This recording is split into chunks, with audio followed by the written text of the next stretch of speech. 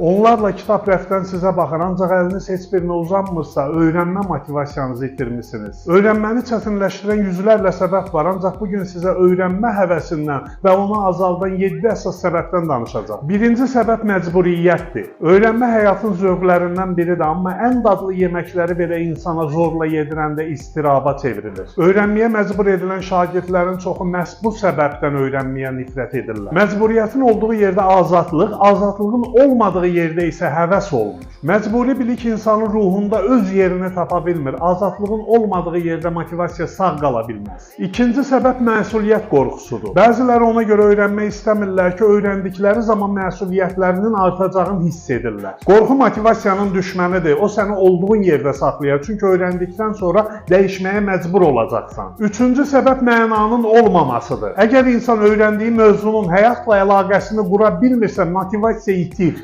Məqsədsiz öyrəndikdə ruh öyrənməyə müqavimət göstərir. İnsan ancaq mənası olan şeylərə dəyər verir. Mənanın olmadığı yerdə motivasiya quruyur. Dördüncü səbəb qeyri-real gözləntilərdir. Bir həftəyə dil öyrənəcəm, bu kitabı oxusam həyatımda hər şey dəyişəcək. Belə düşüncələr motivasiyanın dostu kimi görünsə də, əslində onun qatili də ola bilirlər. Çünki nəticə gəlməyəndə insan ruhdan düşür. Uğur fəaliyyətin axışını və davamiyyətini tələb edir. Motivasiya odur ki, insan çiçəyin cücərtisinin torpaqda görünmədiyi günlərdə də onu sulasın. Beşinci səbəb isə özünə inamsızlıqdır. Bacarmaram, mənlik deyil, onsuz da başa düşməyəcəm. Bunlar motivasiyanı boğan cümlələrdir. Əgər insan özünü yetərsiz və dəyərsiz hiss edirsə, onun üçün bilik də dəyərsiz olur. Özünü dəyərli görmək, öyrənməyə layiq olduğunu hiss etməkdir. Altıncı səbəb daxili boşluqdur. Bəzən insan heç nə eləmək istəmir. Nə oxumaq istəyir, nə danışmaq istəyir, nə də dəyişmək istəyir. Bu dərin bir daxili tükənmənin nəticəsidir. Həyat mənasını itirəndə öyrənmə də mənasını yitirir.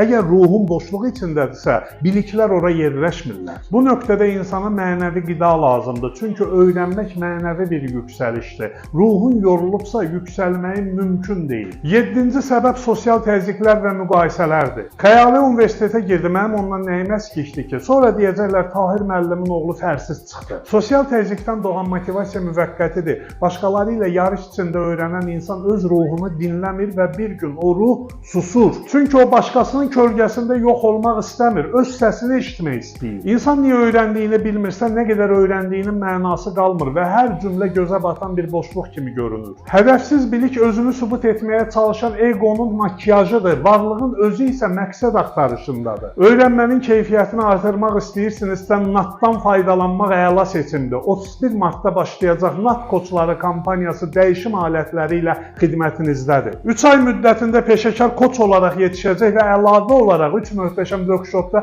iştirak haqqını bonus qazanacaqsınız. Pul və şuuraltı, karyerada uğur, effektiv ünsiyyət və manipulyasiya adlı workshoplarda NAT texnikaları ilə şuuraltının dərinliyinə asanlıqla enəcək və gözəl dəyişim yaşayacaqsınız. Motivasiyasız öyrənmək səssiz musiqi, rəngsiz şəkil, nəfəssiz insan kimidir. İnsanı dəyişdirən şey bilik deyil, o biliyi öyrənmək üçün duyduğu səbəbdir. Fikirləriniz çox maraqlıdır.